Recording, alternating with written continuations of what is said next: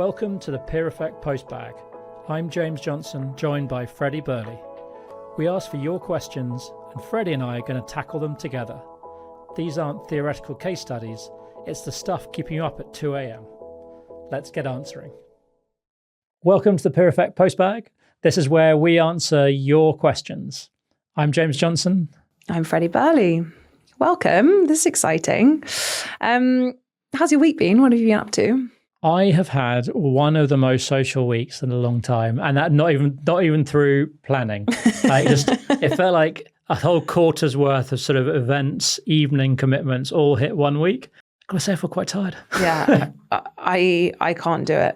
I get so exhausted when there's so many social commitments. Like, I need to be at home by myself and have a bath and not speak to anyone. It just became a bit silly. Like, I got to the stage where I think I was out for 3 events during the week. I had 3 different things in the evenings, and then one day on the train platform, I bumped into someone I sort of kind of know and ended up having sort of a friendly chat in on the train. It's like, I just need some time. At some stage in this week, I just need some time not to talk to anyone. And that was normally my train time. I was like, I just want to put my headphones in. So fair. Sometimes in my mind, if I'm wearing sunglasses, I'm invisible. And so, Nice. Yeah, so when I'm out in the world, if I'm wearing sunglasses and I see someone I know, but I just don't have the energy on, in my head, they don't recognize me. So I don't have to say hi. So maybe you can use that trick for yourself next time. Yeah, out of control. I would just imagine just seeing that actually happening in real life. They can't see. Feels like, reminds me of my son when he's doing hide and seek. Yeah. And if he closes his eyes, he's invisible. Yeah, that's stuck. I never lost that. Just put sunglasses on and thought, I'm invisible. It makes hide and seek very fast. Like, where's Arthur? I can't see him. He's right in front of me. Perfect. Absolutely perfect. So we've got a great question from Lucy. My team don't execute quickly enough. How do we get them to move faster? I think this is quite a classic founder gripe and anxiety. This comes up a lot in coaching at all stages from like ideation all the way through to kind of hundreds of people in the scale up. The most consistent pattern I've seen when someone is saying this, my team aren't executing fast enough, is that the team aren't aware of what the priorities are. And so I think there's kind of 2 things. There's the internal piece for the founder, and then there's the external piece in terms of setting up the conditions or the culture or the environment so that people are hyper aware of what is most important.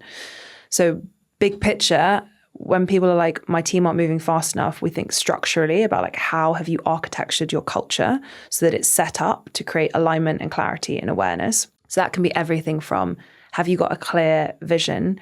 Do the team know what they're moving towards? A form of goals, KPIs, OKRs, but like a system of clarity around, this is the problems we're solving, these are the outputs we want to create. So there are some structural pieces you can do. And then the second piece is, how are you helping people say no to what's not important?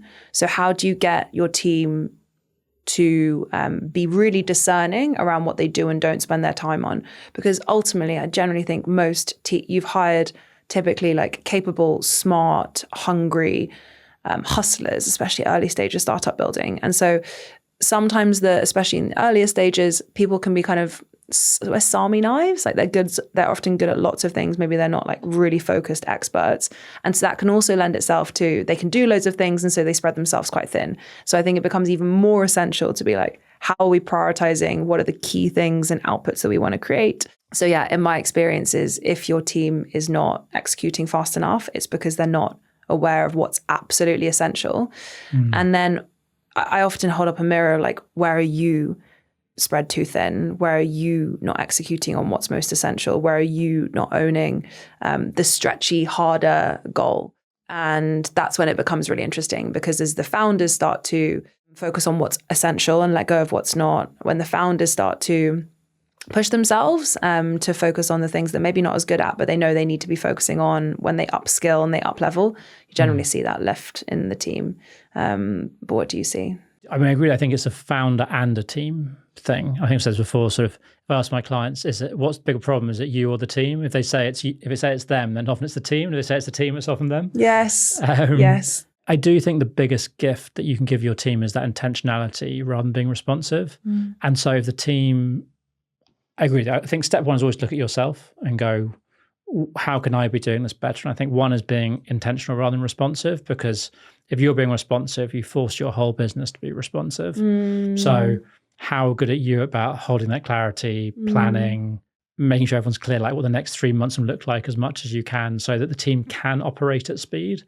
Because I think with that responsive mindset, with lack of clarity, with a sense of things might change at any stage, people stop committing to the action. Like, what's the point? Like, we can just wait this out, give it a week. Something else be really important. Why bother burning us out on this thing? Because it probably won't be the thing in a week's time. Yeah. So I mean, that's quite an extreme example, but I think there's often an element of that at play. So if it can change, or if it's just too much, like there's no prioritization. It's like, oh, these 10 things are top priority. It's like, well, that's not really prioritizing then, is it? It's just saying we need to do lots. So I do think coming back to that founder expectation of like how much is going to get done, how clear is it, how well sequenced is it? But often I do think there is a team element of, has the team been set up for success? And this is like, so if I've got this as no excuses framework, looking like how the business operates top to bottom.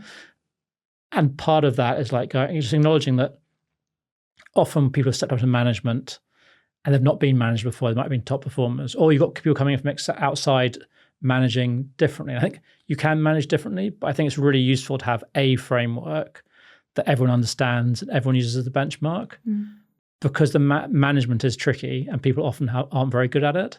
And as you're growing, suddenly you've got like yourself, you've got a management layer, and then you've got your sort of individual contributors, which just makes your business so much more complex. Like, so you go from a lean business where it's just like you, like a top layer and a bottom layer, all of whom are kind of doing, and suddenly then you've got this new structure where like sort of infinitely more interactions. It's not really surprising that it starts going wrong, and we haven't really adjusted as leaders. And we haven't thought about what our whole management philosophy is, or what our expectations are. So I agree that structurally there's quite a lot of work to do. Like, what does a high performance business look like? So I think it's both. I think it's founder and structured, kind of like you said. I really love your point. It's simple, but I think it is so true, this intentional versus responsive. And I often see almost like a downward spiral when people have been in responsiveness for too long. And the same extreme can work on the other side of, if you're so intentional that you're disconnected from reality, then you're building, it's almost like building a fake business, or you're like building a fake house of cards that's not really built on anything that's true. But that balance between, it's almost like a rhythm between how do I be intentional enough to understand my current reality and understand where I'm going, and have enough time to actually bring people on the journey with me so that I can be connected to the team and help them understand why we're going there, and how we're going to get there, and what they all think, and the gear we're going to need for the journey, and all of that stuff. But equally, once responsiveness gets the better of you, often I feel like the founders then it's almost like they're chasing everything and everyone, and suddenly it goes to herding cats. And I think that's such a great point.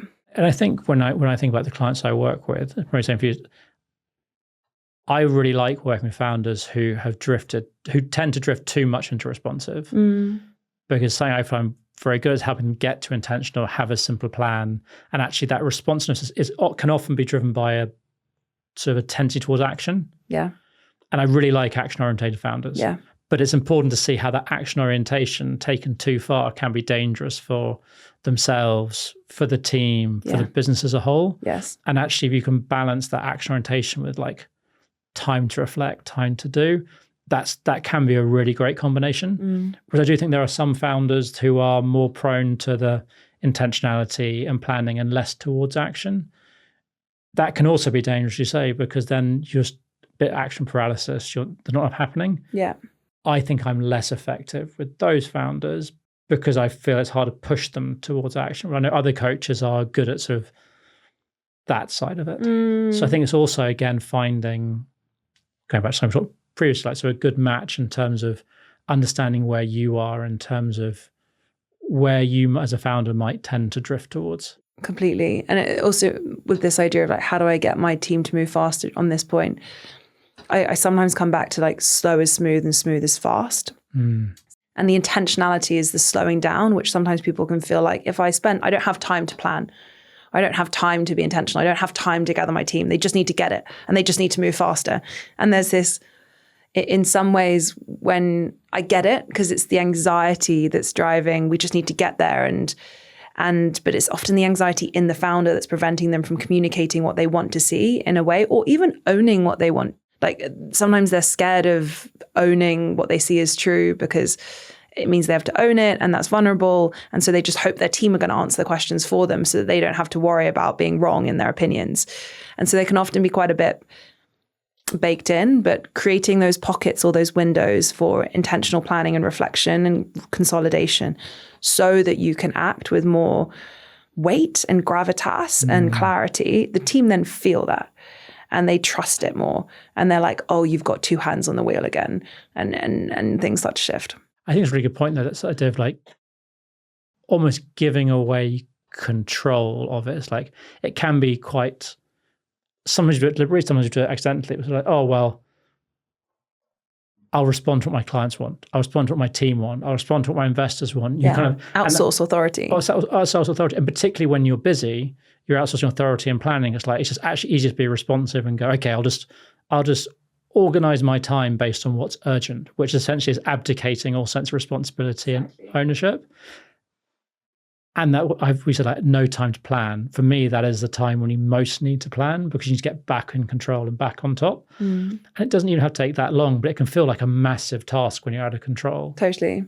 But it does come back to, are you willing to take control? I think, like, or is it kind of comforting to think, oh, it's slightly victim mindset. It's outside my control. It's not my fault. Therefore, it's not my fault. Yeah, if it's outside my control, it's therefore not my fault. It's my team's fault. It's my investors' fault. It's my board's fault. They all made the wrong decisions. I think sometimes just the awareness that we're in that is what triggers people to get out of it. Because actually, most founders are driven by freedom. They're driven by responsibility. They want to create a world in which they want to live. They want to surround themselves with people they choose. They actually want to be agents. But all human beings, when you feel scared, it's easy to slip into victim mode because it outsources responsibility. But also in the same breath, you outsource your freedom by outsourcing your responsibility.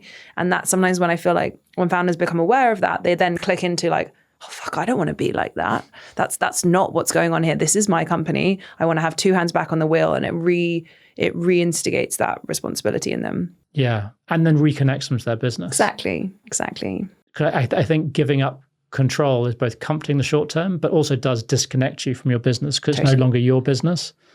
And I think acknowledging that you want to be in control, coming up with a plan, making decisions again, suddenly, like, I'm connected to my purpose again, I'm connected to my vision, and it unlocks sort of a higher level of performance. Yeah, I couldn't agree more. Nice. Well, what would be your takeaway from this? Then we'll wrap up. Interesting. My key takeaway is that the almost like infinity between intentionality and responsiveness, and how we need both. The second key takeaway is what we just talked about at the end of how do you, as a founder, when you've been in a season of disconnected from your business, and also whether it's like disconnected and blaming, how do you reconnect and like retake responsibility and move past like any fears that are blocking you from doing that, so that you can refocus on what's important. You can also then help your team focus on what's important and then perform with much more power and speed. Those are my takeaways. What are you taking away? I don't think I've ever worked with a founder who hasn't raised this, my team to execute quickly enough. Yeah. It's so true. And I'm sure that's matched by if you ever actually talk to their team, like, my founder's expectations are unrealistic. Yeah. So I think it's that dynamic that's never going to go away. But there is actually a lot you can control in this. Nice. Well, that's it for another week. Thanks for listening. Remember to hit subscribe, and we will see you next week for another episode. Happy scaling.